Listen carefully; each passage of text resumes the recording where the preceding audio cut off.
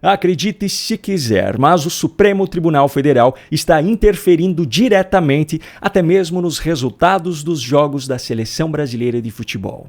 Isso mesmo, um dos ministros do Supremo Tribunal Federal tomou decisões que afetam diretamente a Seleção Brasileira e ainda por cima esse mesmo ministro ganha dinheiro por conta de um contrato com a Confederação Brasileira de Futebol. Calma que eu vou explicar todos os detalhes dessa história para você. A CBF, Confederação Brasileira de Futebol, está no centro de escândalos que recentemente têm tido novos fatos vindo a público com certa frequência. Tudo gira em torno da presidência de Edinaldo Rodrigues. Para que você entenda o contexto, caso ainda não conheça a história dele, eu vou resumir rapidamente. Edinaldo assumiu a presidência da CBF de forma interina em 2021, quando o então presidente, Rogério Caboclo, foi afastado do cargo sob acusação de assédio moral e sexual a uma funcionária. Edinaldo permaneceu interinamente no cargo até março de 2022, quando então foi eleito presidente. Só que em dezembro do ano seguinte, 2023, o Tribunal de Justiça do Rio de Janeiro afastou ele do cargo por conta de irregularidades no processo eleitoral. Edinaldo, no entanto, não aceitou a decisão e recorreu aos tribunais superiores em Brasília. As primeiras decisões vindas de lá não foram nada favoráveis a ele. Edinaldo perdeu seus recursos no STJ e no STF. No caso da Suprema Corte, o responsável pela decisão foi o ministro André Mendonça. Inclusive, nesse período, entre os escritórios da advocacia que atuaram na sua defesa, esteve o de Rafael Barroso Fonteles, que é sobrinho do atual presidente do Supremo Tribunal Federal, o ministro Luiz Roberto Barroso. Só que teve um advogado que conseguiu resolver o problema de Edinaldo, Pedro Trengros. Segundo a revista Piauí, que trouxe algumas reportagens exclusivas sobre esse escândalo, Edinaldo utilizou 6,5 milhões de reais dos cofres da CBF para bancar suas despesas com esse advogado.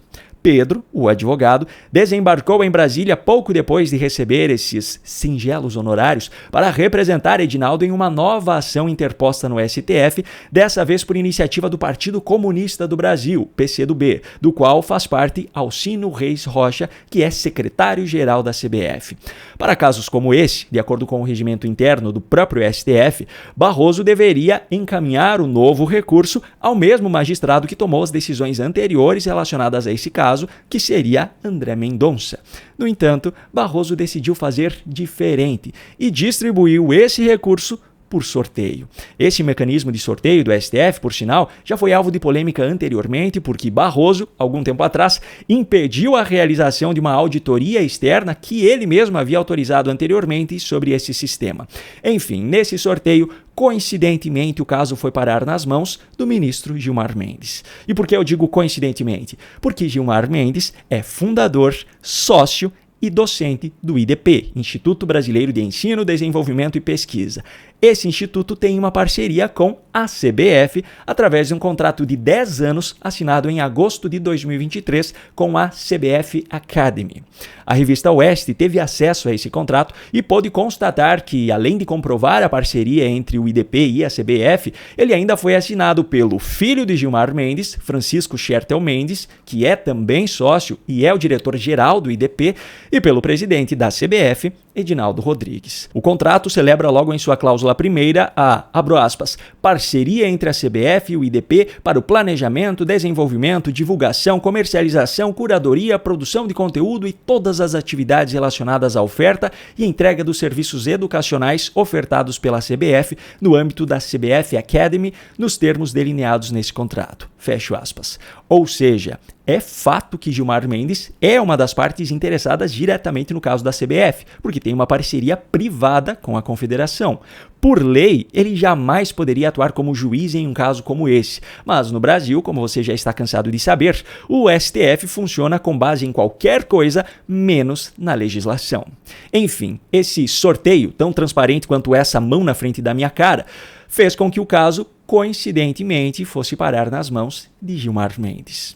No dia 4 de janeiro de 2024, ano passado, o ministro Gilmar Mendes suspendeu a decisão do Tribunal de Justiça do Rio de Janeiro e, consequentemente, Edinaldo Rodrigues foi reconduzido à presidência da CBF.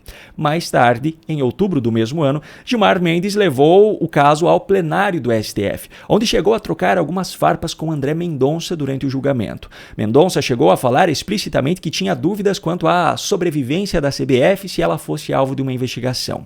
O julgamento foi suspenso algumas horas depois por conta de um pedido de vista de outro ministro, Flávio Dino. No entanto, em fevereiro deste ano, 2025, Gilmar Mendes atropelou a análise do próprio colega e homologou um acordo para validar a eleição de 2022, onde Edinaldo Rodrigues foi eleito. Na decisão, Gilmar Mendes ainda determinou que o Tribunal do Rio de Janeiro, em um prazo de 3 dias, extinguisse todos os processos pertinentes.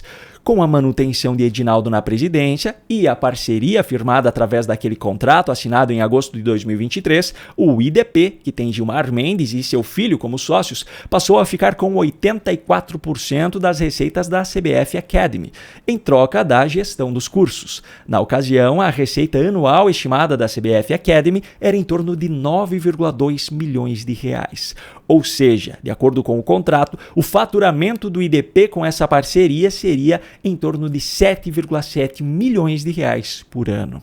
Como se isso não bastasse, a própria gestão de Edinaldo Rodrigues está no centro de inúmeros escândalos por conta de suas extravagâncias. Como presidente da confederação, ele aumentou o próprio salário de 97 mil para cerca de 383 mil reais por mês. Às vésperas da nova eleição, que aconteceu agora em março de 2025, ele aumentou os salários dos presidentes das 27 federações estaduais que votariam nessa eleição de 50 mil para 215 mil reais por mês. Coincidentemente, ele foi reeleito com 100% dos votos do colégio eleitoral entre federações e clubes das séries A e B do Campeonato Brasileiro. Inclusive, o ex-jogador Ronaldo, o Fenômeno, chegou a anunciar a sua candidatura ao cargo, mas desistiu pouco tempo depois porque precisava de um número mínimo de apoiadores nas federações, mas os seus representantes sequer aceitaram recebê-lo para ouvir as suas propostas porque já tinham seus apoios fechados a Edinaldo.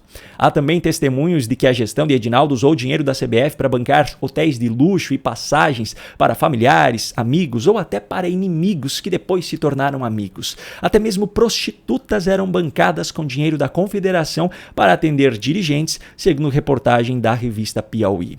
No entanto, Edinaldo fez inúmeros cortes de verbas relacionadas a treinamento de árbitros e controle de qualidade da arbitragem, alegando falta de orçamento para isso.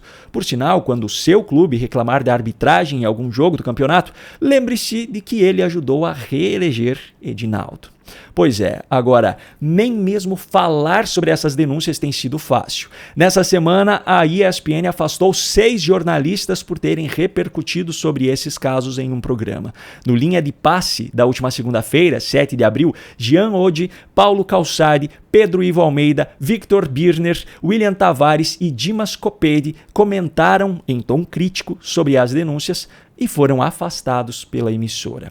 Agora, ainda tem mais um ponto que eu preciso levantar aqui, que é o que vai justificar a afirmação que eu fiz lá no início do vídeo.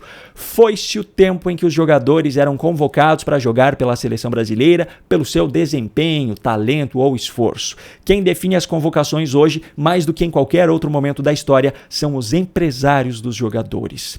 No último jogo entre Brasil e Argentina, por exemplo, 9 dos jogadores da seleção brasileira eram empresariados pelo mesmo cara. Obviamente, há interesses financeiros por trás disso. Passagens pela seleção brasileira elevam o valor de mercado de um jogador e, além disso, há grandes clubes em ligas importantes da Europa que só contratam jogadores que já tenham passado pela seleção. Ou seja, o empresário consegue uma convocação do seu jogador para a seleção brasileira, mesmo que seja inexplicável do ponto de vista do torcedor, e, coincidentemente, consegue efetivar uma negociação muito lucrativa algum tempo depois. Não à toa, o Brasil perdeu por 4-1 para a Argentina nesse último jogo, com uma atuação estatisticamente pior do que o 7-1 contra a Alemanha em 2014, apesar do placar, e ainda vive uma péssima fase nas eliminatórias para a Copa do Mundo do próximo ano. Agora, todas as vezes em que você ficar indignado com a atuação da seleção brasileira nos próximos jogos, lembre-se que a situação está assim hoje por conta de pessoas que ganham dinheiro com isso e têm poder de decisão, como os empresários dos jogadores, o presidente da CBF, Edinaldo Rodrigues, e o ministro do STF, Gilmar Mendes.